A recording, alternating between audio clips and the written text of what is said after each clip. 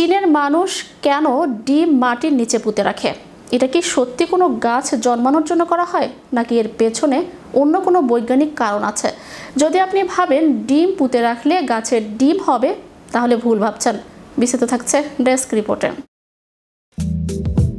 চীনের মানুষ কেন ডিম মাটির নিচে পুঁতে রাখে? এটা কি সত্যি কোনো গাছ জন্মানোর জন্য করা হয়, নাকি এর পেছনে অন্য কোনো বৈজ্ঞানিক কারণ আছে? যদি আপনি ভাবেন যে ডিম পুঁতে রাখলে ডিম গাছ হবে, তাহলে ভুল ভাবছেন।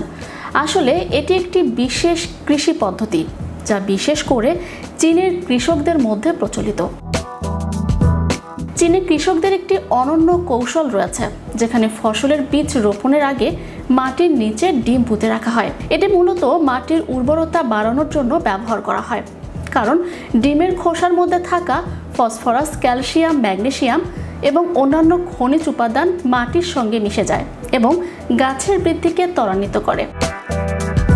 এটি একটি প্রাকৃতিক সার, যা রাসায়নিক সারের চেয়ে অনেক বেশি নিরাপদ এবং পরিবেশ বান্ধব। চীনের কৃষকরা বিশ্বাস করেন যে যখন মাটির নিচে ডিম পুঁতে রাখা হয়, তখন তা ধীরে ধীরে পচে গিয়ে মাটির গুণমান বৃদ্ধি করে।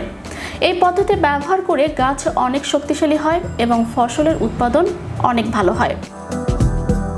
সকালের নাস্তায় সেদ্ধ ডিম, রাতে বাড়ি ফিরে ডিম ভাজা, নয় করে গেরস্থ বাড়িতে প্রতিদিন 2-4টি করে ডিম খাওয়া হয়েই যায়। সেই ডিমের খোসা আবার অনেকেই জমিয়ে রাখেন। গাছের ক্যালসিয়াম সমৃদ্ধ সার হিসেবে ডিমের খোসা বেশ কাজের। আবার ডিম জিনিসটা টিকটিকিদের বড়ই অপছন্দের, তাই ঘরের এক কোণা থেকে ডিমের খোসা উকি মারতে দেখা যায় অনেক বাড়িতেই। তবে ডিমের খোসা দিয়ে কিন্তু আরও অনেক কিছু করা যায়, তা হয়তো অনেকেই জানেন না।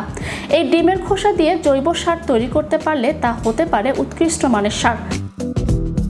এজন্য সার তৈরির পদ্ধতি জেনে নিতে হবে। গাছের ম্যাক্রো নিউট্রিয়েন্টসের চাহিদা পূরণ করে ডিমের খোসা। ডিমের খোসার মধ্যে থাকে প্রচুর পরিমাণ ক্যালসিয়াম। গাছের জন্য প্রয়োজনীয় ক্যালসিয়াম কার্বনেট পাওয়া যায় এই উপকরণ থেকে। এছাড়া ডিমের খোসায় আছে iron, copper, manganese, zinc, fluorine, chromium ও মলিবডেনাম। ডিমের খোসার সার প্রয়োগের ফলে মাটিতে পিঁপড়ে ও পোকামাকড় আক্রমণের আশঙ্কা থাকে, তাই খোসার সারের সাথে নিম বা খৈলের গুঁড়ো মিশিয়ে প্রয়োগ করুন, যাতে ক্ষতিকর কীট পতঙ্গের আক্রমণ থেকে রক্ষা হয়। মনে রাখবেন, সন্ধ্যাকালীন সময় সার প্রয়োগের জন্য সেরা সময়। Channel Europe news desk.